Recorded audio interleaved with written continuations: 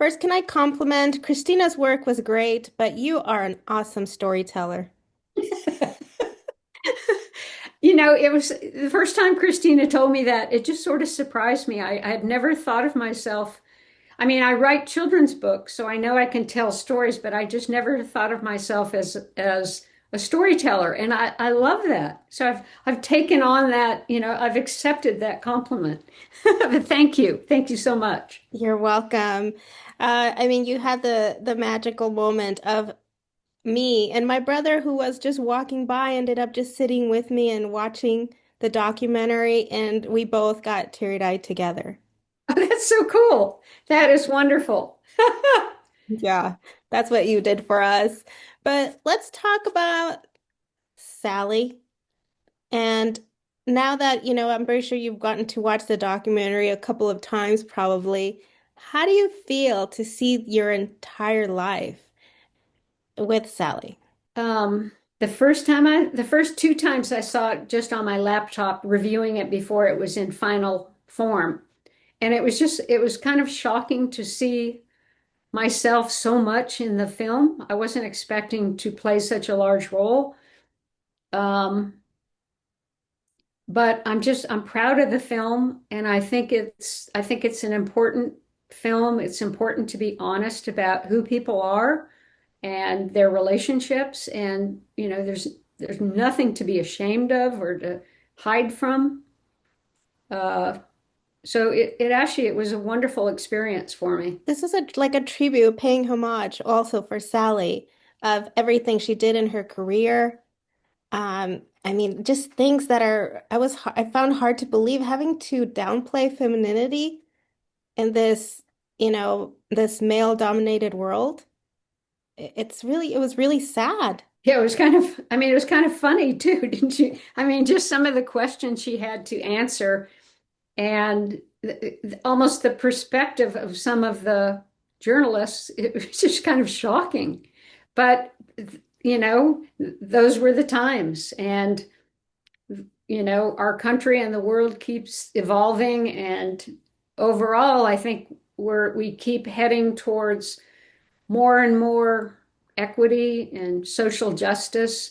But, right now we're in a period of moving backwards. But we'll get out of it and we'll make progress again, hopefully soon. Stories like this and documentaries like this help for it to not go backwards and, be brave and be outspoken about how we feel. I agree. And I think, Sally was an excellent example of a person, a human being who lived her life exactly the way she wanted to. And even though she wasn't open to the public about being in a relationship with another woman, she lived it exactly the way she wanted to. And she was, I think that's enormously brave. Now, in the documentary, we see several subjects, including former husband and then Sally's mother. Are you in touch?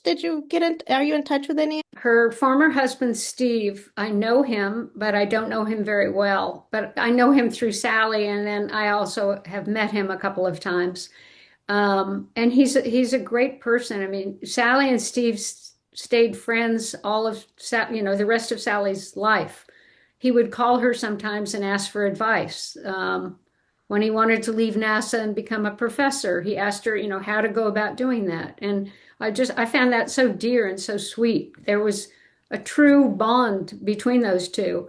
And then I'm very close to her family. I'm very close to her sister Bear and her mother Joyce. And her mother is 101 years old.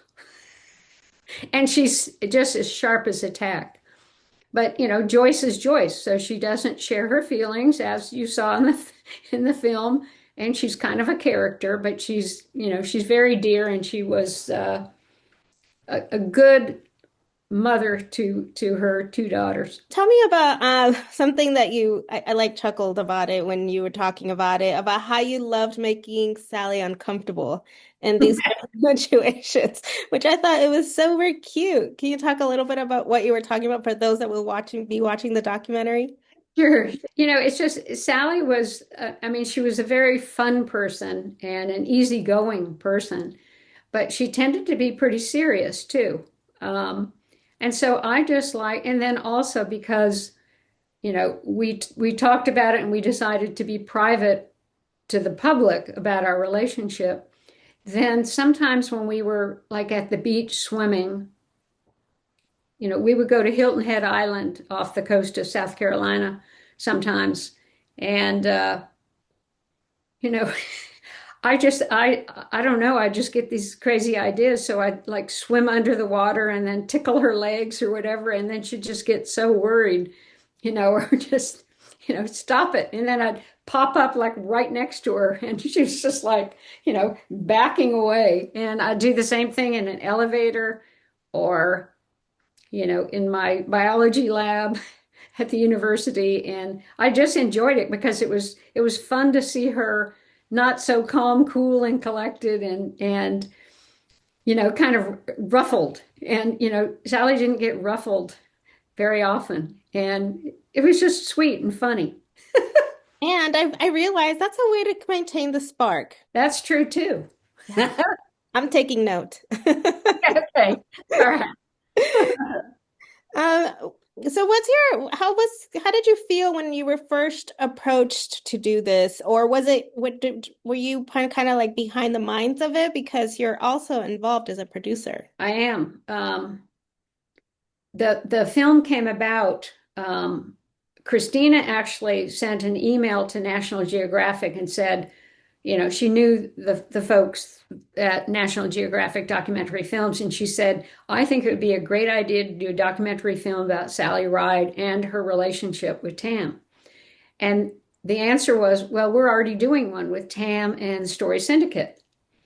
And it turns out that maybe 3 years ago, I got a call from one of the co-founders of Story Syndicate, the very acclaimed production company, from Dan Cogan. And he told me that National Geographic Documentary Films wanted to do a film about Sally and about our relationship, and that they wanted Cristina to direct it. And so Cristina was surprised. National Geographic got back in touch with her and said, you know what, we actually would like you to be the director, but you need to meet with Tam and you guys talk and see how that goes first. And I liked Cristina. I liked her vision for the film.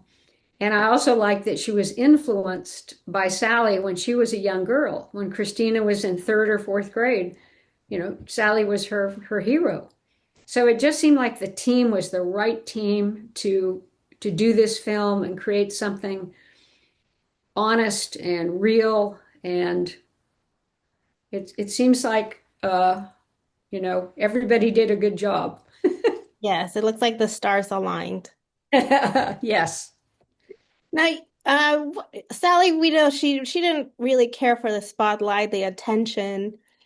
But so what do you think she would say or how she would feel? How does she see it from the sky right now, like her story being unveiled for Yeah. Nat for Sally? I think she would like some of the documentary, most of the documentary, but I think she'd probably be giving me the evil eye about, almost the analysis of why Sally couldn't be openly gay, why this, why that, how she grew up. I think she would just kind of go, oh, come on. But I think she'd love, the footage of her as a young woman at NASA and her friends and colleagues. She would love seeing that.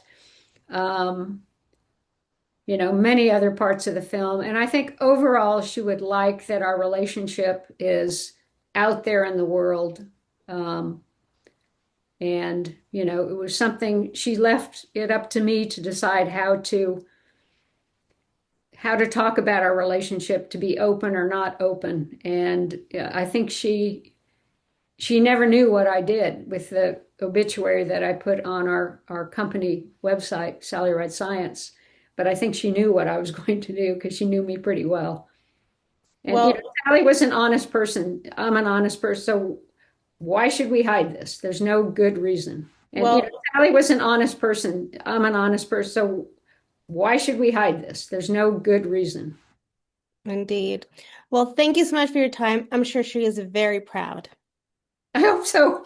Very sure she is. Thank you so much again, Tam, and congratulations with giving us some stories to stick up to and be brave for, and your bravery.